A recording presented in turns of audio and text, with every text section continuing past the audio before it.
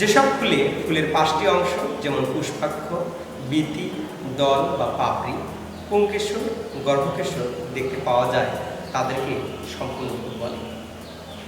স্বল্পমূল্যে ব্যবহারিক বিজ্ঞান শিক্ষায় স্বাগত।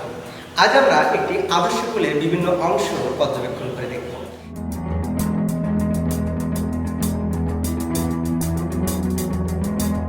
এই পরীক্ষণটি করবার জন্য আমাদের প্রয়োজনীয় উপকরণ যা যা লাগবে, একটি আদর্শ ফুল, আমরা এখানে একটি জবা ফুল নিয়েছি, একটি নির্দেশক কাঠি, একটি ধারালো ব্লেড বা ছুরি।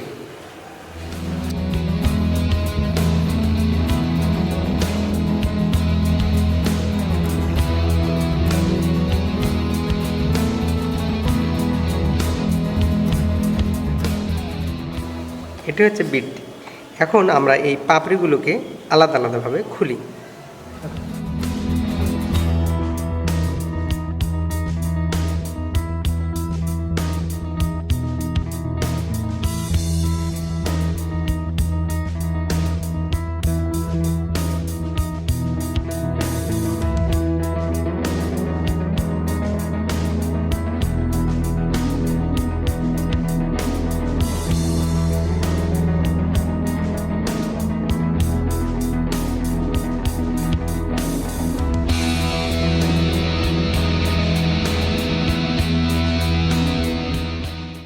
এখানে আমরা দেখতে পাচ্ছি বীটি, দলমণ্ডল বা পাপড়ি, স্ত্রীস্তবক, গর্ভাশয়, পরাগধানী বা পুংস্তবক।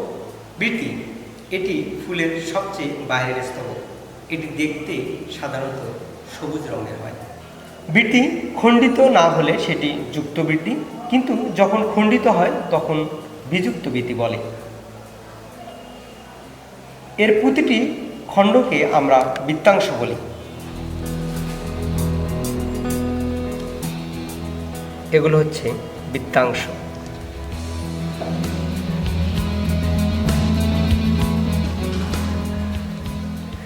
বীটি ফুলের অন্য অংশগুলোকে বিশেষত কুঁড়ি অবস্থায় রোদ, বৃষ্টি ও পোকামাকড় থেকে রক্ষা করে। দলমণ্ডল এটি বাইরের দিক থেকে দ্বিতীয় স্তবক। কতগুলো পাপড়ি মিলে দলমণ্ডল গঠন করে।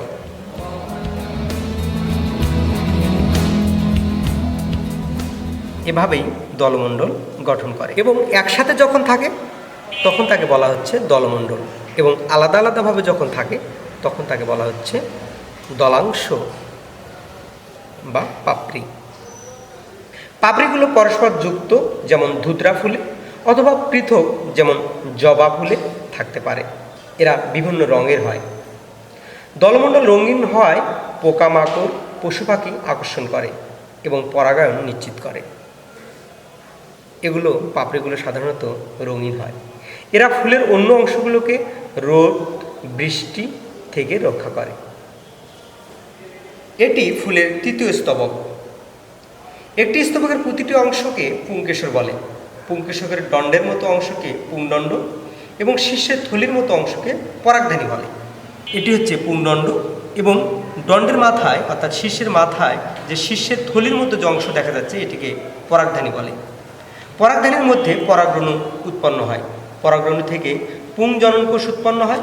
এরা সরাসরি জনন কাজে অংশগ্রহণ করে। স্ত্রীস্তবক বা গর্ভকেশর এটি ফুলের চতুর্থ স্তবক। এক বা একাধিক গর্ভপত্র নিয়ে একটি স্ত্রীস্তবক গঠিত হয়। একের অধিক গর্ভপত্র সম্পূর্ণভাবে পরস্পরের সাথে যুক্ত থাকলে তাকে যুক্ত গর্ভপত্রী, আর আলাদা যুক্ত থাকলে তাকে বিযুক্ত গর্ভপত্রী বলে। একটি গর্ভপত্রের 3টি অংশ, গর্ভাশয়, গর্ভদণ্ড এবং গর্ভমণ্ডল। গর্ভাশয়ের ভেতরে ডিম্বক সাজানো থাকে। পুষ্পমঞ্জরি। পুষ্পমঞ্জরি তোমরা সবাই দেখেছ। কাণ্ডের শীর্ষ মুকুল বা কাঙ্ক্ষিত মুকুল থেকে উৎপন্ন একটি শাখায় ফুলগুলো বিশেষ একটি নিয়মে সাজানো থাকে। ফুলসহ একটি শাখাকে পুষ্পমঞ্জরি বলে। পরাগায়নের জন্য এর গুরুত্ব খুব বেশি। এ শাখার বৃদ্ধি অসীম হলে তাকে অনিয়ন্ত পুষ্পমঞ্জরি, এবং শাখার বৃদ্ধি সসীম হলে তাকে নিয়ন্ত পুষ্পমঞ্জরি বলে।